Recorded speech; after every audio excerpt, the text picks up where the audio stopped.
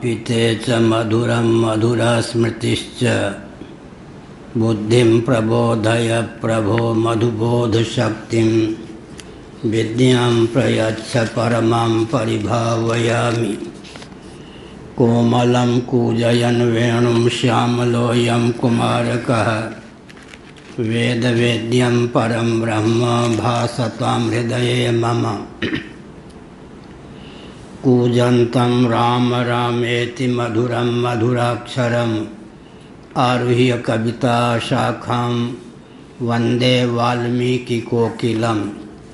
निगमकल्पतरोर्गलितं फलं शुकमुखादमृतद्रवसंयुतं पिबत भागवतं रसमालयं। मुहुरहो रसिका भुवि भावुकाः तृणादपि सुनीचेन तरोरपि सहिष्णुना अमानिना मानदेना कीर्तनीयः सदा हरिः। नारायणाखिलगुरो भगवन्नमस्ते शिवाय नमः शिवलिंगाय नमः। तन्मे मनः शिवसंकल्पमस्तु सर्वे भवन्तु सुखिनः। श्रीराम जय जय राम।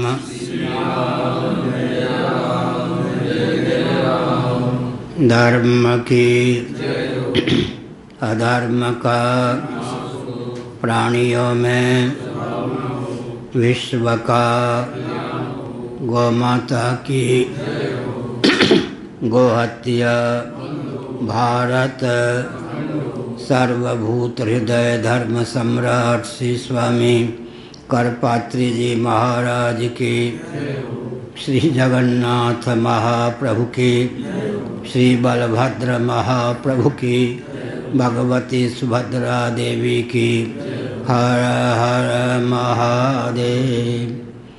गोविंद जय जय गोपाल जय जय गोविंद जय जय गोपाल जय जय राधा रमण हरि गोविंद जय जय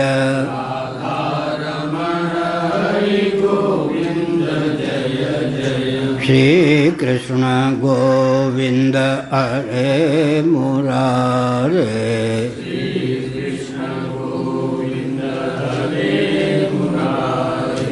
ये नाथ नारायण वासुदेव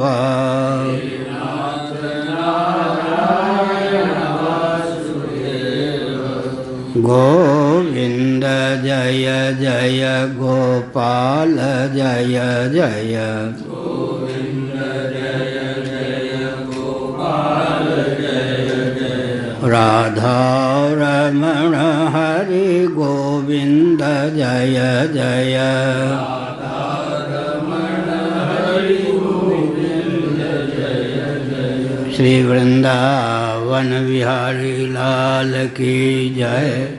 नमो माधव्यः शंभो शिव शिव शिव शिव शिव शिव नारायण नारायण नारायण।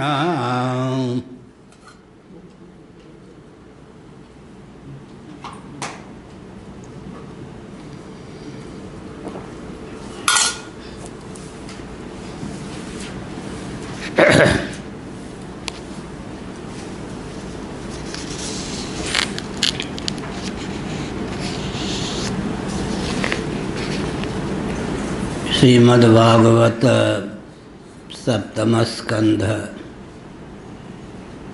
अध्याय 4 श्लोक 22। तस्यै नमोस्तु काष्ठायै यत्रात्मा हरिरीश्वरः यद्गत्वा न निवर्तन्ते शान्ताः सन्न्यासिनो मलाः। इति ते संयतात्मानः समाहितधियो मलाः।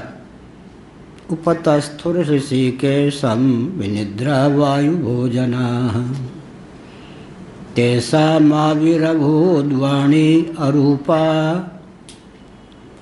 मेघनिस्वना सन्नादयन्ति ककुभः साधूनामभयङ्करी मा भैष्टविबुधः श्रेष्ठः सर्वेषां भद्रमस्तु वः मद्दर्शनं हि भूतानां सर्वश्रेयोपपत्तये ज्ञातमेतस्य दौरात्म्यं दैतेयापसदस्य च तस्य शान्तिं करिष्यामि कालं तावत् प्रतीक्षत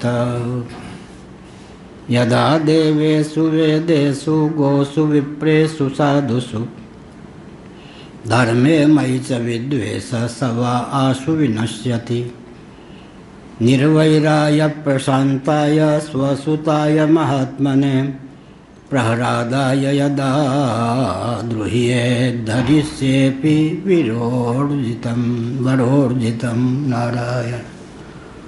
हे राम, सबका भला हो।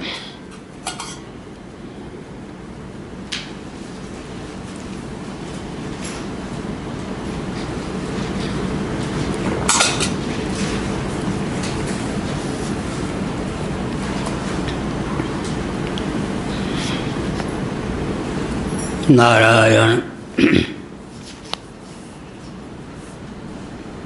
तस्यै नमोस्तु काष्ठायै यत्रात्मा हरिरीश्वरः यद्गत्वा न निवर्तन्ते शान्ताः सन्न्यासिनो मलाः।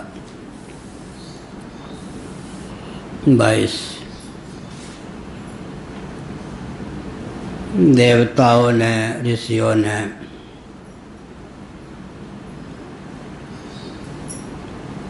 हिरण्यकशिपु के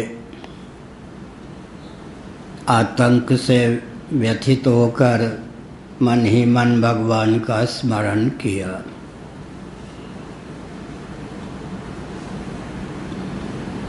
और मन से ही उन्होंने भगवान की प्रार्थना की।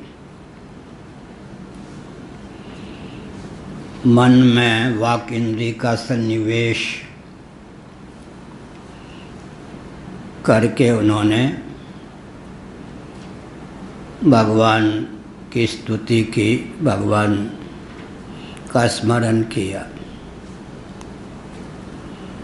भगवत धाम काष्ठा है, परागति है। धाम और धामी में व्यावहारिक धरातल पर भेद परिलक्षित होने पर भी तत्वता अभेद है। धामना स्वेन सदा निरस्त कुहकम सत्यम परम धीमहि ध्यायेम। श्रीमद्भागवत के प्रथम स्कंध के प्रथम अध्याय का प्रथम श्लोक है। धामना स्वेन सदा निरस्त कुहकम। संबंध विभक्ति का प्रयोग होने पर भी भगवान और भगवत धाम में कोई भेद नहीं। व्यवहार में नाम रूप लीला धाम में भेद है। वस्तुतः जो स्वप्रकाश भगवत तत्व है उसी का नाम धाम है, वही भगवान का अपना स्वरूप है। काष्ठा परागति, सा काष्ठा सा परागति ही कठोपनिषद जिससे अतीत कोई न हो, जो सर्वोपरि सत्य हो, स्वप्रकाश हो, उसी का नाम धाम है। प्रलय में भी जिसका अस्तित्व शेष रहे, अनात्मक प्रपंच का बाध जिसके बोध से हो जाए, वही भगवत धाम स्वप्रकाश स्थान है, वही धाम है। लेकिन यहाँ पर लीला योग से भगवान धाम और धामी के रूप में परिलक्षित होते हैं। तो जहाँ सर्वात्मा भगवान निवास करते हैं, जिसे प्राप्त करके शांत निर्मल, शांता सन्यासिनो मलाः, अमलाः शांताः सन्यासिनः, निर्मल शांत सन्यासी जिनको प्राप्त करके पुनः जन्म नहीं लेते। एकया यात्यनावृत्ति मन्यया वर्तते पुनः। उस भगवत धाम को नमस्कार करते हैं हम। यहाँ प्रश्न उठता है कि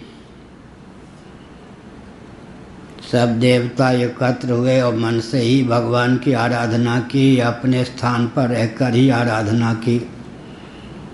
अगर आराधना की तो स्तुति में सर्वथा एकत्व किस प्रकार सिद्ध है। तो बृहदारण्यक उपनिषद की व्याख्या के संदर्भ में यह तथ्य उद्भासित किया गया कि वो देवता होते हैं, समष्टिकरण के उद्भासक होते हैं, वस्तुतः निष्पाप होते हैं। उदाहरण के लिए एक एक व्यक्ति के जीवन में देह परिच्छेद से युक्त अभिव्यंजक संस्थान से अभिव्यक्त एक एक वाक इंद्रिय है, लेकिन समष्टि वाक इंद्रिय के जो अधिदैव हैं अग्नि, वे यदि व्यष्टि करण भावापन्न अपने आप को न कर लें तो निष्पाप होते हैं। और अग्नि तत्व ही वाक के रूप में उल्लसित है। इसका अर्थ क्या हुआ? जो अधिदैव है उसी की विभूति अभिव्यक्ति अध्यात्म है। कर्णग्राम के रूप में भी अधिदैव ही उद्भासित है और जीव जो कि वास्तव में आत्मा है वो अधिदैव के रूप में स्फुरित है। जीव की अधिदैव रूपता, अधिदैव की अध्यात्म रूपता और अध्यात्म की अधिभूत रूपता, क्रियाकारक फल सब में जिसकी भगवत दृष्टि है वो अमोघदर्शी है। तो यहाँ दो प्रकार से प्रार्थना होती है। सुर नर मुनि गंधर्वा मिलकर सर्वा गए विरंच के लोका, एकत्र समवेत होकर फिर प्रार्थना करते हैं जय जय सुरनायक। अपने अपने स्थान पर रह कर के भी भावगत उनमें एकत्व होता है। भगवत तत्व के उद्भासक वचनों के द्वारा वे भगवान की स्तुति करते हैं। मनुस्मृति के अनुसार वैखरी वाक की अपेक्षा मध्यमा वाक का उत्कर्ष है। मध्यमा वाक की अपेक्षा पश्यंती वाक का उत्कर्ष है। पश्यंती वाक की अपेक्षा परावाक का उत्कर्ष है। अब तो बड़ी विचित्र बात है, जोर से बोलने वाले को कोरेना हो जाएगा, ये लिखा था अखबार। मान कितना बचेगा व्यक्ति लिखा था जोर से बोलने वाले को कोरेना हो जाएगा। तो सभा आदि में बोलना भी प्रतिबंधित हो गया। माइक बिल्कुल कमजोर ही रखना चाहिए तो हमने संकेत किया कि वैखरी वाक से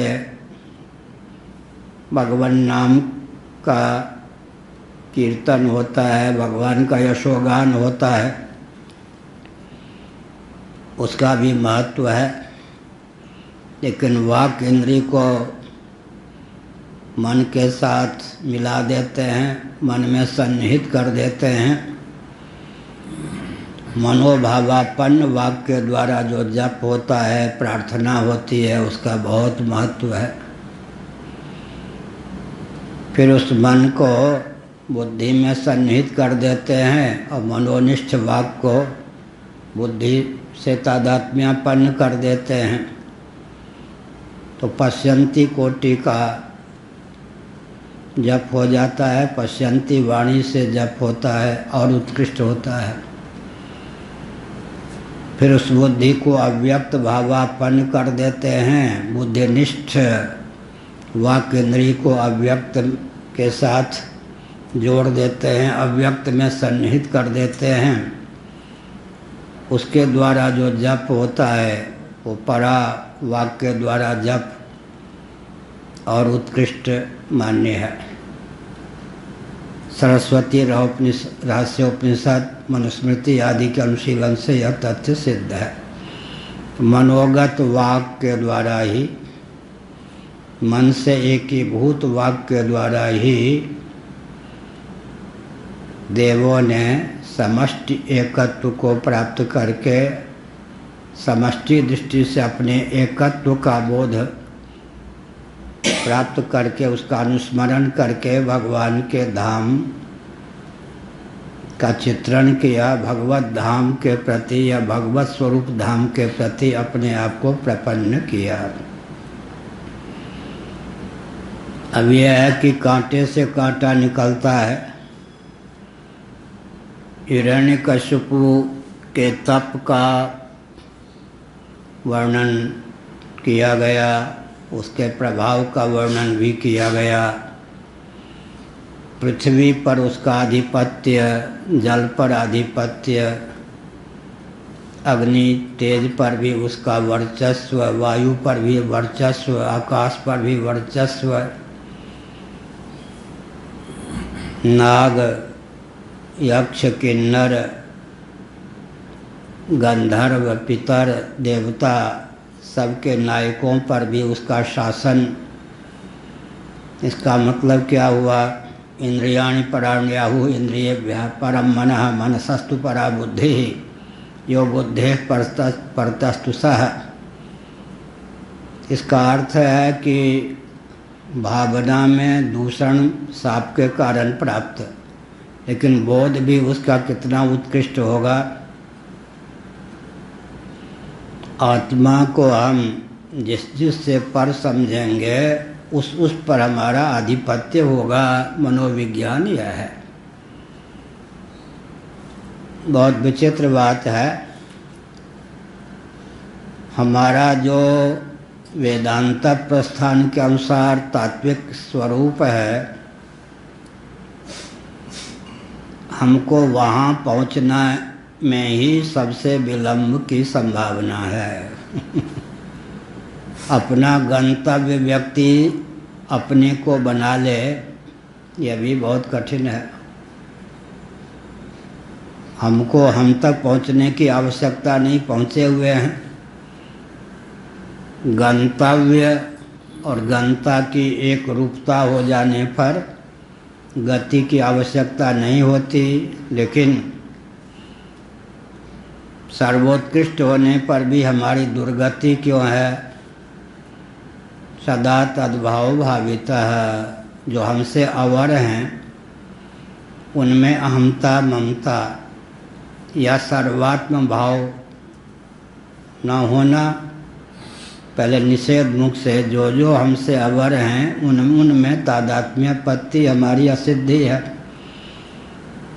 उनसे तादात्म्यपत्ति का संकोच कर लें तो अपने आप में सिद्धिम प्राप्त। यथा ब्रह्म तथाप्नोति निबोध में स्वतः सिद्ध जो ब्रह्म तत्व है उसको सिद्ध कर लेना सबसे ऊंची सिद्धि है।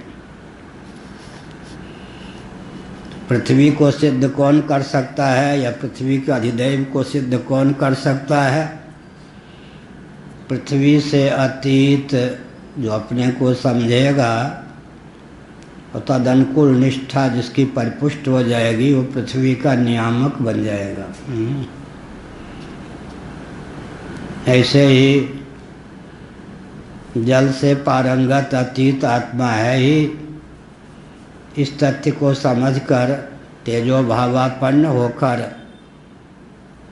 जो जल से अपने को अतीत समझेगा, उसी दृष्टि से जल को देखेगा तो जल के अधिदैव पर भी समस्त जल पर भी उसका नियंत्रण हो जाएगा। ब्रह्मा जी से वरदान तो प्राप्त किया ही था हिरण्यकशिपु ने, लेकिन घर बैठे भी इस चिंतन को परिपुष्ट करने पर पृथ्वी, जल, तेज, वायु, आकाश आदि के नियंत्रण की क्षमता व्यक्ति में आ सकती है। उपनिषदों की यह गाथा है। ऐसे तेज से उत्कृष्ट वायु है, वायु से उत्कृष्ट आकाश है, आकाश से उत्कृष्ट अव्यक्त है, अव्यक्त से भी उत्कृष्ट जो है अव्यक्तात् परतः परः पुरुष तत्व है, आत्म तत्व है। आसन से मत डोल रहे तो पिए मिलेंगे। अगर आत्मानुरूप ही अपने आप को समझते हैं, तदनुकूल निष्ठा हो जाती है, तो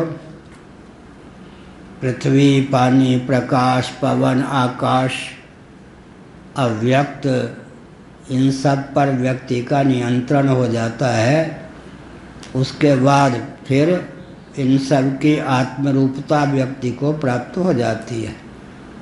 पहले अतिक्रांत होने की आवश्यकता है निषेध मुख से, फिर नेति नेति के बाद में क्या होता है?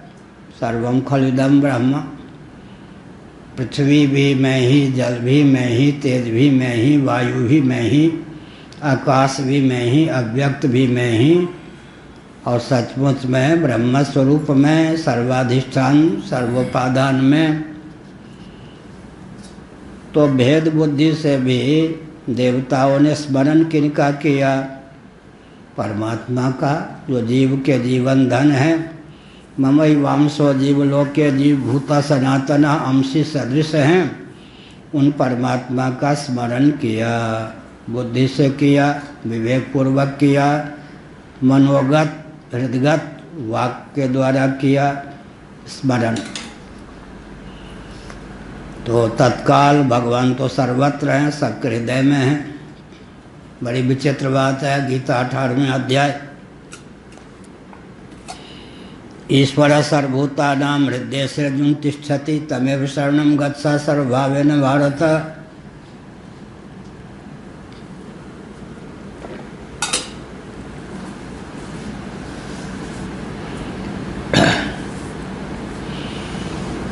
अब अर्जुन ने सोचा कि ये तो बहुत विकट समस्या है। ईश्वर सर्वभूतानां हृदयेऽर्जुन तिष्ठति, भगवान ने कहा अर्जुन, ईश्वर सबके हृदय में निवास करते हैं। बात तो ठीक है, लेकिन भगवान ने ये भी कहा ना, प्रजात यदा कामान सर्वान् पार्थ मनोगतान् इंद्रियाणि मनोबुद्धिरस्याधिष्ठानम् उच्यते। क्या इंद्रिय मन बुद्धि में, अंतःकरण में काम भी रहता है, क्रोध भी रहता है, लोभ भी रहता है, वहीं भगवान भी रहते हैं। तब भगवान के प्रति शरणागति, कहीं काम के प्रति, क्रोध के प्रति, लोभ के प्रति शरणागति न हो जाए। एक लखीमपुर का एक अधिवक्ता वकील, हमारा कोई परिचय नहीं था, भग के यहाँ आ गया। हर बात में कहे कि अंतर्यामी की प्रेरणा है। हमने स्वामी जी से कहा बहुत खतरनाक व्यक्ति है, सावधान रहना। उसने कहा अंतर्यामी की प्रेरणा है, यहाँ पर बाग में घास छिलो। हमने कहा कि कल ये कहेगा अंतर्यामी की प्रेरणा, सब पेड़ काट दो, बड़ा खतरनाक व्यक्ति है, सावधान रहना चाहिए। तो ये है कि अब काम की प्रेरणा है या क्रोध की प्रेरणा है या लोभ की प्रेरणा है। नैमिषारण्य में बड़ा विचित्र कांड होता था। वहाँ के संस्थापक महोदय कहीं बाहर होते थे कार्यक्रम में, पुराने महात्मा लोग, उनके शिष्य नए नए युवकों को, साधकों कहते, गुरुदेव भगवान की प्रेरणा है, आपको ये करना। बोले भाले व्यक्ति मान लेते थे, पुराने हैं भाई, भगवान ने या गुरु ने प्रेरणा दी होगी। एक मुन्ना लाला आ गया, नया पढ़ा लिखा, उसने कहा गुरुदेव भगवान की मुझे प्रेरणा है, ऐसा नहीं करना। भाई विचित्र बात है। अब किसके हृदय में गुरुदेव भगवान की प्रेरणा है, किसके हृदय में नहीं है? अर्जुन ने कहा बहुत विचित्र गाथा है। ईश्वर सर्वभूतानां हृदयेऽर्जुन तिष्ठति ब्राह्मयन फिर तमेव शरणं गच्छ। अर्जुन चुप रहे। ईश्वर की शरणागति के नाम पर कहीं काम की शरणागति न हो जाए, क्रोध की शरणागति न हो जाए, लोभ की शरणागति न हो जाए। मुजफ्फरनगर में एक 50-55 साल के महान भाव की पत्नी दैवयोग से मर गई। वो मेरे पास आए, परोक्ष शैली में क्या कहा, महाराज इन देवियों को जगत जननी माना गया है। हमने कहा बिल्कुल। तो फिर मुझे एक अनुमति चाहिए। मेरी पत्नी शरीर छोड़ के चली गई। अब मैं उनका चित्र बना करके यहाँ लटका करके घूमूं तो इसमें कोई उपहास की बात तो नहीं। हमने कहा जगत जननी या अपनी पत्नी का चित्र, ये तो पहले हृदय को टटोलो। बड़ी विकट बात है। सच्ची घटना है। तो क्या अर्थ हुआ? तो फिर अंत में भगवान ने क्या कहा, सर्वधर्मान परित्यज्य माम एकम शरणम व्रज। वो जो अंतर्यामी परमात्मा, उसी का मैं अवतार हूँ, मेरे प्रति सर्वतोभावेन प्रपन्न हो जाओ। अर्जुन ने भी जो कहा 11वां अध्याय, ये सब देखें। असित, देवल, व्यास आदि ने आपके बारे में मुझे जैसा बताया था आप स्वयं को वैसा बता रहे हैं, इसलिए मैं मान रहा हूँ कि आप वैसे ही हैं। हाँ, अर्जुन कोई कमज़ोर थे क्या? नहीं तो कोई भी कहेगा मैं अवतार हूँ ईश्वर का, भगवान। अर्जुन ने क्या कहा, गीता पढ़िए। मैंने भगवान को भी तब स्वीकार किया कि ऋषियों ने आपके परोक्ष में भी, जो ठाकुर सुखाती बोलने वाले ऋषि नहीं हैं, असित, देवल, व्यास, नारद, इन सब का सत्संग प्राप्त था ना अर्जुन को।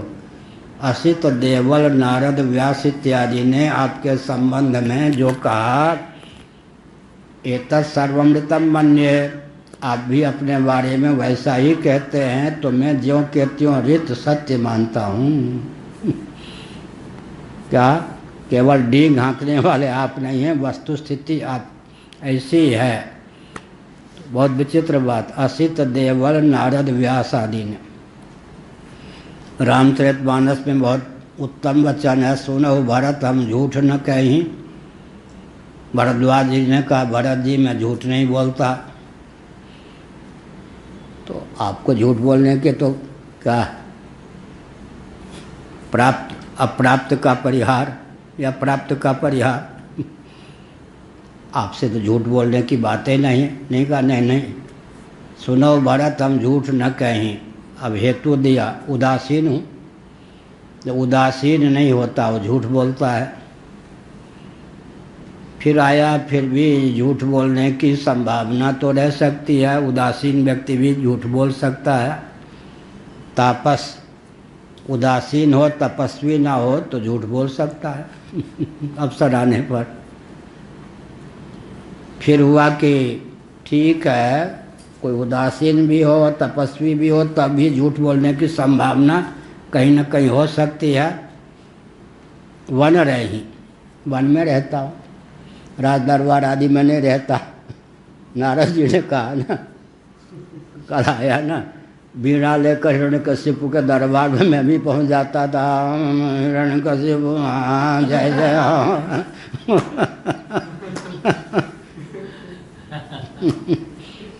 तो कितना बढ़िया है। भरद्वाज जी ने क्या कहा, सुनो भरत हम झूठ न कहीं। झूठ आप नहीं बोलते तो प्रमाण स्वयं दिया, हेतु दिया या नहीं। उदासीन हूँ, फिर भी संभावना है कुछ झूठ की। तपस्वी हूँ,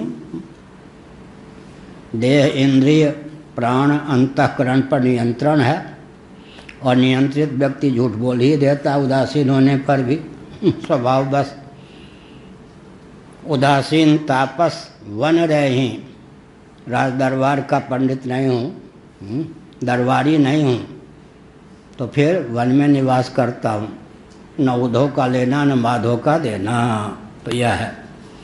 तो सार क्या निकला, भगवान ने कहा माम एकम शरणम व्रजा, तब अर्जुन को शांति प्राप्त हुई। तो यहाँ भगवान का स्मरण किया, किन्ने ने, देवताओं ने।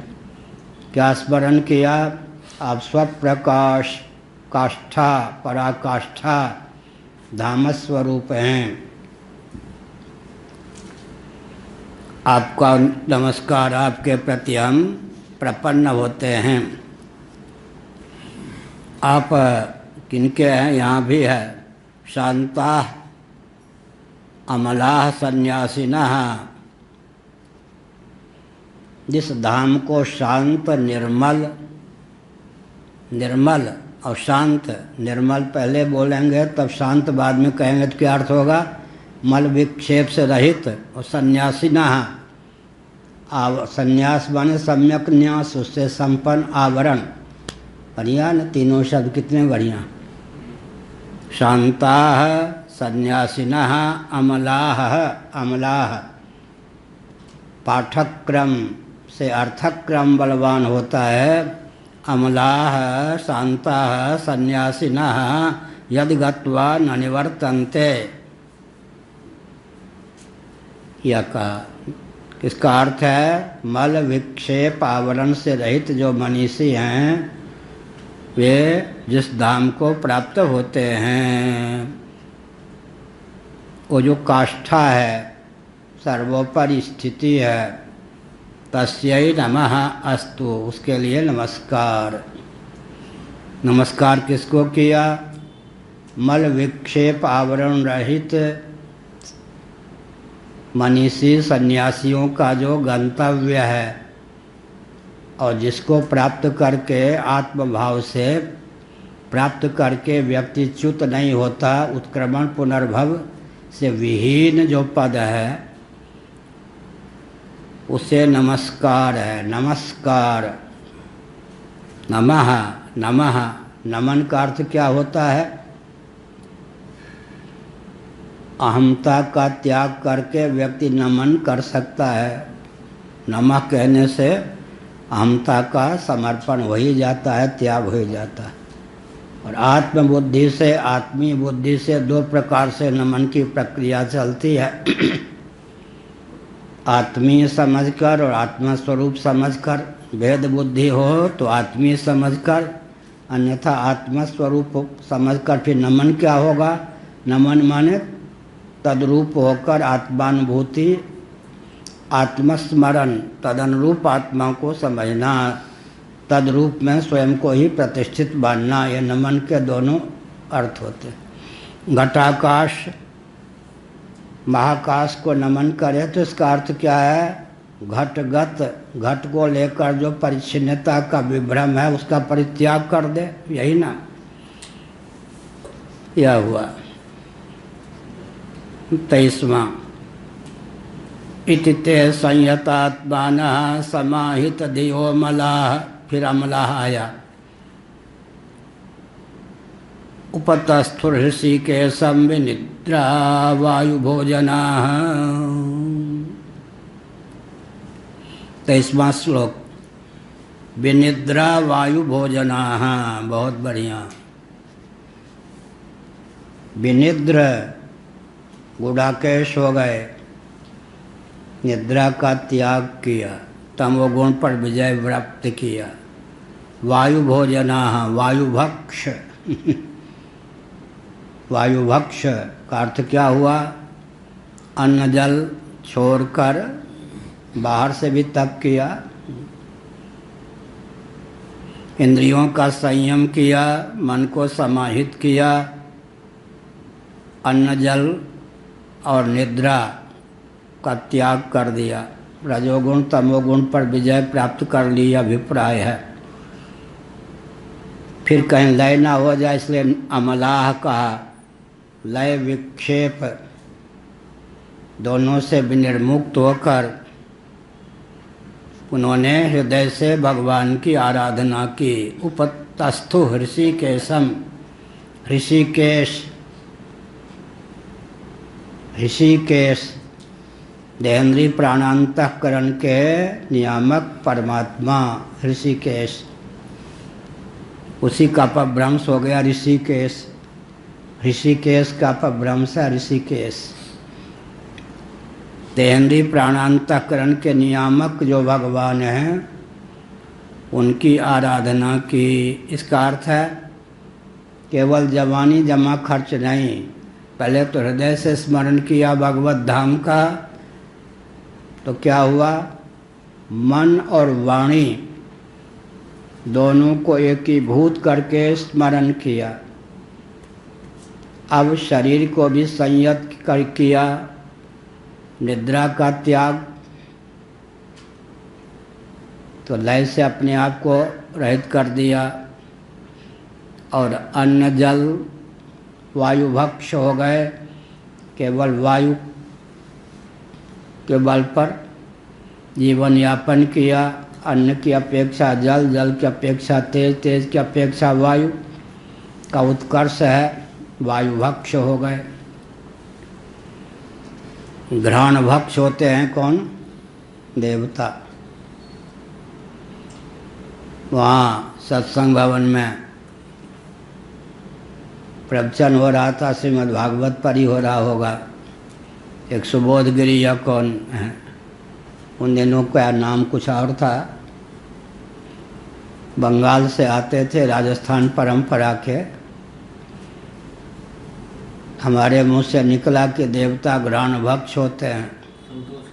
संतोष जी, मैं उधर रहता था, वो सब स्थान टूट आजकल नहीं है। वहाँ जाके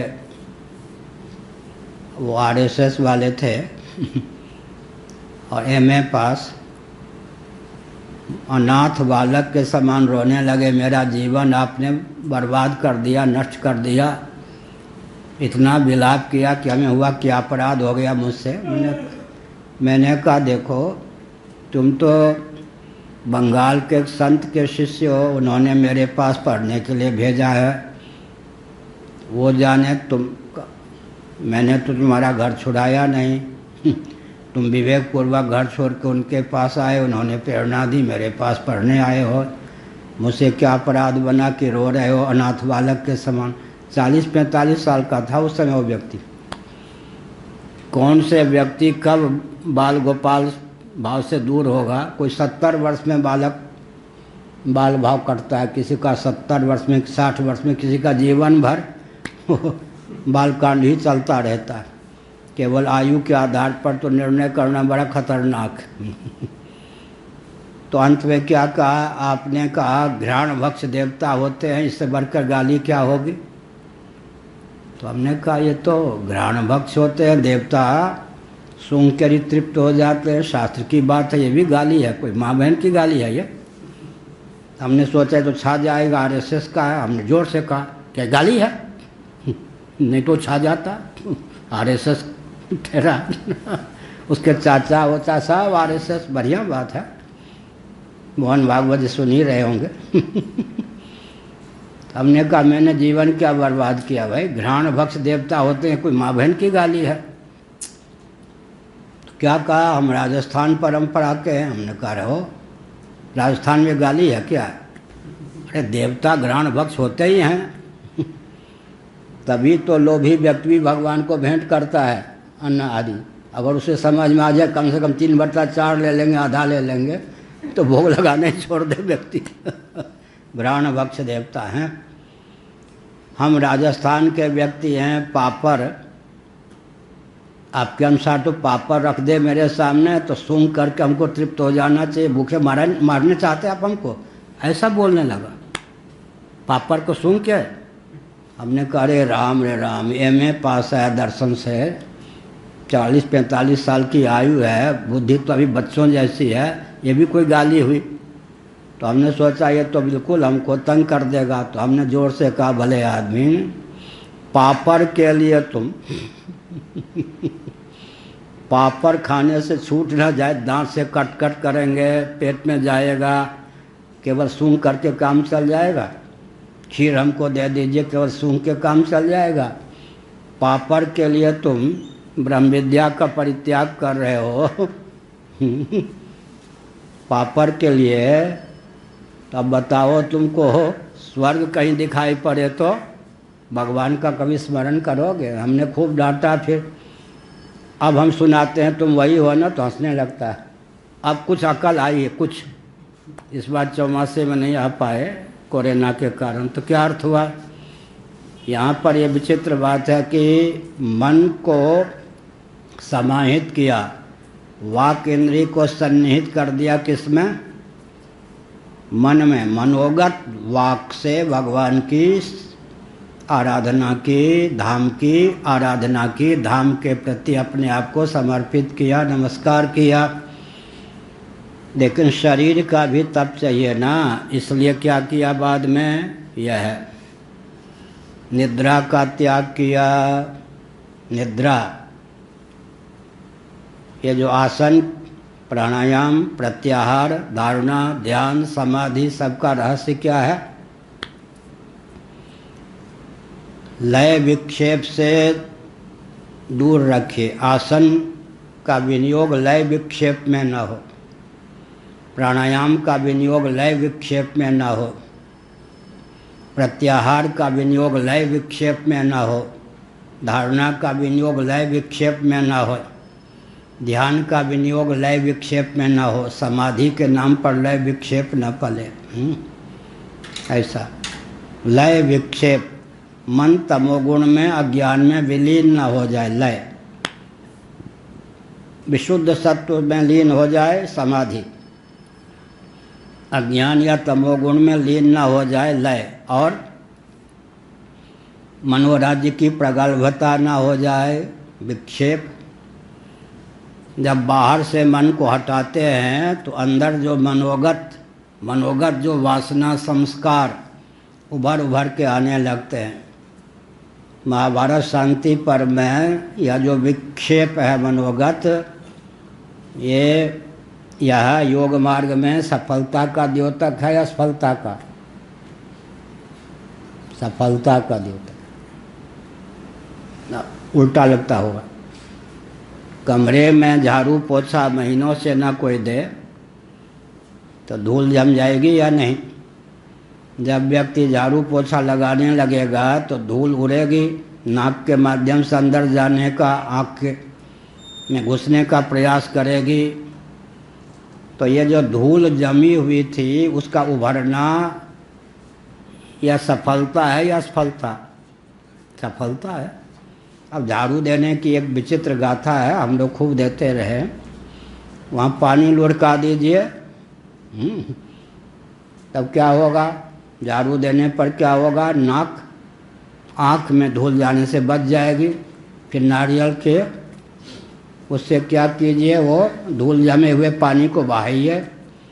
उसके बाद पानी को बहा देने के बाद नारियल की रस्सी लीजिए, उससे अगर सीमेंटेड है रगड़िए तो उसमें जो धब्बे पड़े रहे होंगे मल के वो भी निवृत्त हो जाएंगे। फिर दिन में 2-4 बार रोज़ पोछा लगाइए। ये हुआ। इसी प्रकार से जब कोई साधन करने लगता है तो बाहर से मन को इंद्रियों से, बाह्य विषयों से इंद्रियों को और इंद्रियों से भी मन को उपराम करके भगवान की ओर ले जाना चाहता है तो जन्म जन्मांतरों के जो संस्कार हैं मन से उभरने लगते हैं, वो सफलता का द्योतक है। मनोगत जो संस्कार वासना वो मनोराज्य का रूप धारण करने लग जाते हैं। उस समय धैर्य की आवश्यकता है। तो पहले तो क्या किया? निद्रा पर विजय प्राप्त की। गुडाकेश, खांडव वन का दाह किया श्री कृष्ण और अर्जुन ने। अग्नि ने दाह किया, उसमें सहयोगी कौन बने? श्री कृष्ण अर्जुन। 15 दिनों तक एक क्षण के लिए विश्राम नहीं, अन्न जल छोड़ के, निद्रा छोड़ के 15 दिनों तक बस अग्नि देवता के समर्थक बने रहे, खांडव वन के दाह में सहयोगी बने रहे। अर्जुन का नाम है गुडाकेश। तो निद्रा पर विजय का अर्थ यह है उचित समय में उचित नींद। तमोगुण की प्रगल्भता की दशा में निद्रा आती है। उचित समय में उचित ढंग से उचित स्थान पर उचित निद्रा ले। बाद में सत्वगुण जितना बढ़ता जाएगा उतने निद्रा में कमी आती जाएगी। या तो विक्षेप की दशा में व्यक्ति को नींद नहीं आती, रजोगुण की प्रगल्भता की दशा में, या सत्वगुण जितना बढ़ता जाता उतने नींद कम होती है, क्योंकि या तो तमोगुण की प्रगल्भता में नींद आएगी और सत्वगुण की प्रगल्भता होगी तो निद्रा की आवश्यकता कम होगी। तो इसका मतलब अनावश्यक नींद न ले। देवताओं ने फिर क्या, देवता सो जाएंगे? ठीक, जीव सोता है या जगा रहता है?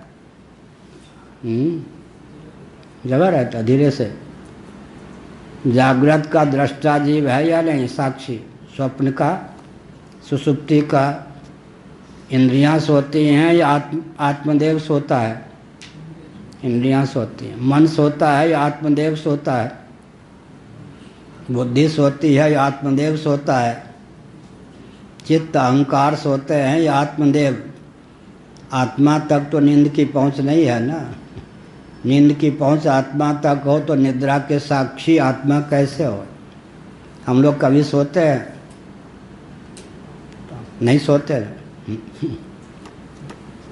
आप कहेंगे झूठी बात, सच्ची है या नहीं? हमने कहा ना, जो दार्शनिक तथ्य है उसको सभा में बोल दें तो लोग कहेंगे कि पागल हैं। एक दो हमने बताया था, वेदांत परिभाषा विषय परिच्छेद के अनुसार बोलता हूँ। जब कोई व्यक्ति सोता है, मान लीजिए भूमि पर लेट गया, बिस्तर पर लेट गया, असली बात क्या है? उसके शरीर में प्राणस्पंदन हमको दिखाई पड़ते या नहीं, जिससे मालूम पड़ता है कि जीवित है। असली बात क्या है? न प्राणस्पंदन है न वो व्यक्ति है वो। क्या कहो सुरेश जी, ऐसा ज्ञान चाहिए? सोया हुआ व्यक्ति खर्राटा लेकर दूसरों को परिलक्षित होता है ना, तब होता है ये सो रहे हैं या सो रहा है या सो रही है। लेकिन वस्तु स्थिति क्या है? प्राण उसके शरीर में नहीं, शरीर भी नहीं। शरीर का दिखना और प्राणस्पंदन से युक्त दिखना दोनों ही भ्रम है,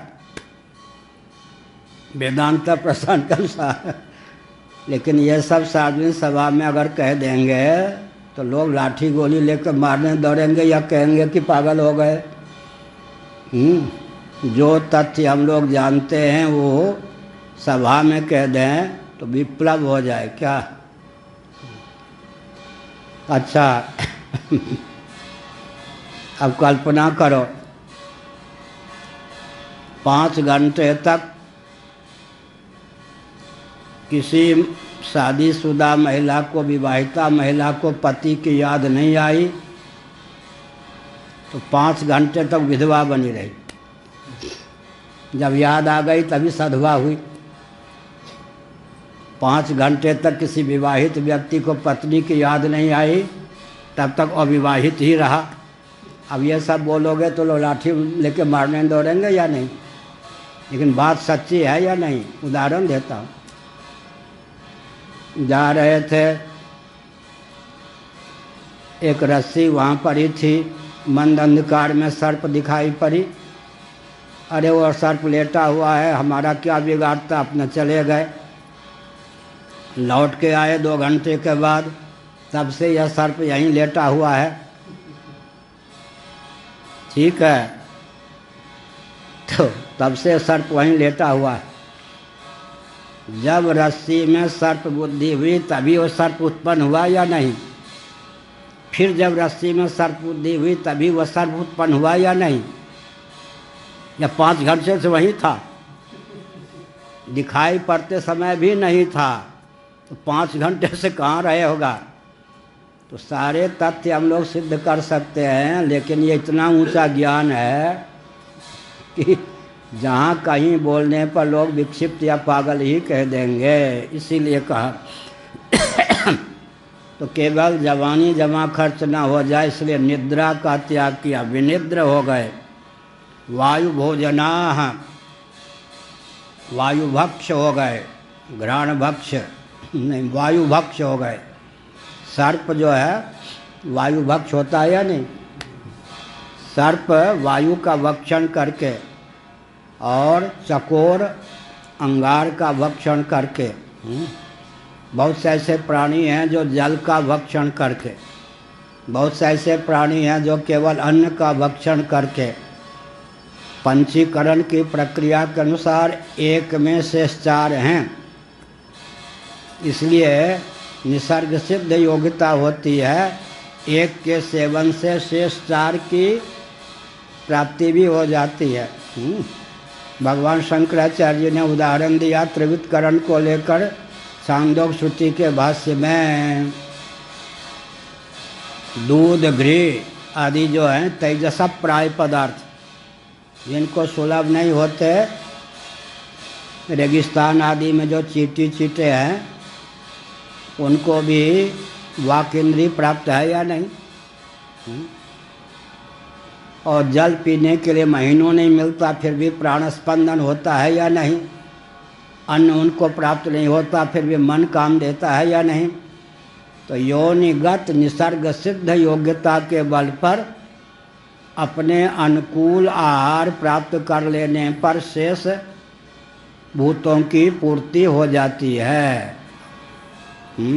शेष ऐसे ही जो विरक्त संत होते थे, जब से माइक और बिजली का युग आया तपस्या और विद्या का ह्रास हो गया। गोवर्धन मथुरा क्षेत्र में बंगाल परंपरा आदि के 40-50 संत इतनी से रूखी रोटी 2-4 दिनों की पानी में डुबा के पा करके 1-1 लाख रोज मंत्र का जप करते थे। हमने 72-73 में देखा है उन लोगों को। अब एक भी तपस्वी नहीं रह गए। बिजली और माइक की पहुँच ने चित्रकूट आदि में तपस्या और विद्या का ह्रास बिल्कुल हो गया, माइक के कारण, बिजली के कारण, प्रायः प्रचार युग के कारण, चैनल आदि के कारण। तो हमने क्या संकेत किया? हमने यह संकेत किया कि निद्रा का भी त्याग किया, अन्न जल का भी त्याग कर दिया, घी दूध आदि फलाहार भी छोड़ दिया, वायु भक्ष हुए, और क्या कि मन से समाहित होकर उन्होंने भगवान की आराधना की। देहेंद्रीय प्राणांतकरण चारों को कसा, इसी का नाम तप है। सुवर्ण को अग्नि संपर्क के द्वारा, संसर्ग के द्वारा उसमें सन्निहित कालुष्य का जैसे अपनोदन होता है, वैसे ही देहेंद्रीय प्राणांतकरण में सात्विक विधा से तप के द्वारा जो अंतर्निहित मल हैं उनका अपनोदन होता है। निर्मल करने के लिए तप आवश्यक होता है। कौन बोल रहा? हाँ, पंचीकृत भूत है, उत्तरोत्तर एक गति क्यों कम होती जाती है? क्या? जैसे पृथ्वी ये 5 योग गति है, जल में केवल 4 की, तेज में केवल 3 की। ऐसा नहीं है ना। पंचीकरण का अर्थ होता है अपना 1/2, बाकी 1/4, 1/4, 1/4, 1/4, ये हुआ। हमारा प्रश्न है कि उत्तरोत्तर एकदम जैसे जल में वो है कि ब्रह्मसूत्र में लिखा है, फिर पृथ्वी को पृथ्वी क्यों कहते हैं? 1/2 अपना हिस्सा होने के कारण, जैसे व्यापार हो, 5 व्यक्ति पूंजी लगावे, एक व्यक्ति आधी पूंजी लगावे, 1/8, 1/8, 1/8, 1/8। आप क्या कहना चाहते हैं? कहना चाहते हैं गुरु जी कि जैसे जल में नासिका की गति क्यों नहीं है? मैंने गंध का संचार होगा तभी गति होगी, तो ऐसे स्वाभाविक रूप से उसमें जल में नासिका की गति नहीं है। जल में गंध की गति नहीं है, जल निर्गंध है स्वभाव से। तो वो पंचीकरण के अनुसार जल में भी गंध है, लेकिन पृथ्वी का अंश उसमें 1/8 है, या तो 1 से 1/8 घटा देंगे तो कितना बचेगा? पृथ्वी का अंश क्या है उसमें? रेशियो जो है, अनुपात कितना है? तो गंध हो पंचीकृत, तन्मात्रा की बात आप नहीं कर रहे ना। पंचीकृत जो जल है उसमें पृथ्वी का अंश हुआ क्या, कितना? 1/2 धन 1/8 धन 1/8 धन 1/8, तो अन्यों का हो गया, बाकी 1/8 रह गया जल का, पृथ्वी का अंश। इसलिए वो इतना दबा हुआ है, रेशियो उसका अनुपात इतना न्यून है कि होने पर भी परिलक्षित ना हो। जैसे कोई भोजन में नमक इतने कम मात्रा में कोई डाले कि लोग कहें नमक तो आज डाला ही नहीं, सचमुच में नमक तो डाला है लेकिन इतनी कम मात्रा में है कि वो भोज्य पदार्थ नमकीन परिलक्षित नहीं होता। ऐसे अनुपात उसका बहुत कम होने के कारण, तो सन्निवेश होने पर भी, विद्यमानता होने पर भी अनुपात की न्यूनता के कारण ग्रहण नहीं होता। लेकिन 2 मांडुक्य कारिका से बोल रहा हूँ, जन्मगत सिद्धि होती है। जैसे दूध और पानी मिला करके दे दिया जाए तो मछली में हंस में योग्यता है, वह हंस में योग्यता है, दूध दूध को ले ले, पानी पानी को छोड़ दे। हम लोगों के जिह्वामुख क्षमता नहीं है। ऐसे योनिगत जन्मगत सिद्धि होती है। तो कोई योगी चाहे तो पंचीकृत जल से भी गंध को प्राप्त कर सकता है, ठीक है। और ऐसे ही तेज है, उसमें रस भी है, लेकिन वो द्रव्य, गंध तो गुण है ना, द्रव्य के आश्रित रहेगा। तो पृथ्वी का अनुपात कम होने के कारण और तेजस जो पंचीकृत जो तेज है उसमें जल का भी अनुपात बहुत कम होने के कारण उसमें रस की प्रतीति नहीं होती। ऐसे ऊपर अनुपात की न्यूनता जो है तन्निष्ठ गुण की अभिव्यक्ति में प्रतिबंधक है। क्या वाक्य बोले वेदांताचार्य जी? अनुपात की न्यूनता तद्गत गुण की अभिव्यक्ति में क्या है? प्रतिबंधक है, ठीक है। तो क्या कह रहे थे? इति ते संयतात्मा न समाहित धियो मलाह उपतस्थुर ऋषिकेशं विनिद्रा वायु भोजना। हम, ये विचित्र बात है, क्या है? कैमुतिक न्याय। हम देवताओं की आराधना करते हैं, लेकिन उन देवताओं ने अंतर्यामी परमात्मा की आराधना की। जब देवताओं को भी अन्न जल घी दूध का त्याग, फलाहार का त्याग, केवल वायु भक्ष रहकर भगवान की आराधना की आवश्यकता हुई और निद्रा का त्याग करके देवता भी परम देव भगवान को प्राप्त करने के लिए क्या तपस्वी हुए या नहीं? अन्न जल का देवताओं ने क्या किया? वायु भक्ष। तो हम जो मनुष्य हैं हमारे लिए तो देवता ही बहुत दुर्लभ हैं, और भगवान तो देवताओं के भी परम देव हैं। हाँ, उपतस्थो ऋषिकेशं विनिद्रा वायु भोजना, वो तो है ही सब जगह। तो इससे क्या हो गया? देवता से ऊपर कौन है? जीव। तो देवताओं ने जो तप किया भगवान को प्राप्त करने के लिए, तो देव भावापन्न जीव तपस्वी सिद्ध होगा या और कोई हुआ होगा? देव भावापन्न जीव ना, देव संज्ञा हुई, लेकिन देव भावापन्न, देवाधिष्ठित नहीं, जीवाधिष्ठित देवताओं ने भगवान की आराधना की। तो भगवान इतने से निद्रा पर विजय प्राप्त कर ली, अन्न जल फलाहार आदि का त्याग कर दिया, समाहित हो गए और निर्मल हृदय से भगवान का स्मरण किया, अंतर्यामी पुरुषोत्तम का। तब फिर क्या हुआ? तेषा माविरभूद्वाणी अरूपा मेघनिस्वनाम सन्नादयन्ति ककुभः साधूनामय भयंकरी। बहुत बढ़िया। 24वां। एक दिन ऐसा करते करते करते मेघ के समान गंभीर मेघनिस्वना हुआ, अरूपा सन्नादयंती ककुभः साधूनाम अभयंकरी।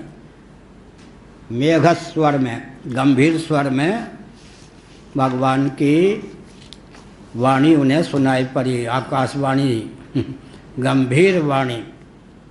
वाणी का श्रवण हुआ, वक्ता का दर्शन नहीं हुआ। अभिप्राय है शब्द ब्रह्म के रूप में ही परब्रह्म की अभिव्यक्ति हो गई। अभिप्राय है मेघ के समान गंभीर आकाशवाणी सुनाई पड़ी। इतनी गंभीर थी कि दिशाएं गूंज उठी, लेकिन साधुओं को अभय देने वाली वह वाणी थी। साधु नाम अभयंकरी, भय देने वाली नहीं, अभय देने वाली। माँ भैष्ट विबुध श्रेष्ठा सर्वेशा भद्रमस्तु वः। हे देवताओं मत डरो, तुम्हारा कल्याण हो, तुम सबका कल्याण हो। मद दर्शनम ही भूतानाम सर्वस्य उपपत्तये। साक्षात तो भगवान का दर्शन नहीं हुआ ना, परब्रह्म की अभिव्यक्ति शब्द ब्रह्म के रूप में हुई। तो जो भगवान की गंभीर वाणी सुनाई पड़ी, मानो वह भगवान का ही दर्शन। ये मद दर्शनम ही भूतानाम सर्वश्रेय उपपत्तये। सब प्रकार के श्रेय की उत्पत्ति सिद्धि में मेरा दर्शन हेतु है, अमोघ दर्शन। इसका अर्थ है कि भगवान ने क्या किया, अपने आप को शब्द के रूप में प्रकट किया। भगवान का दर्शन तो नहीं हुआ, उनकी वाणी का श्रवण हो गया। भगवत वाणी का श्रवण ही भी भगवान का दर्शन ही मान्य है। श्री राम जय जय राम। धर्म की अधर्म का, प्राणियों में विश्व का, गौ माता की गोहत्या, भारत सर्वभूत हृदय धर्म सम्राट श्री स्वामी करपात्री जी महाराज की, श्री जगन्नाथ महाप्रभु की, श्री बलभद्र महाप्रभु की, भगवती सुभद्रा देवी की। हर हर। क्या हाल है?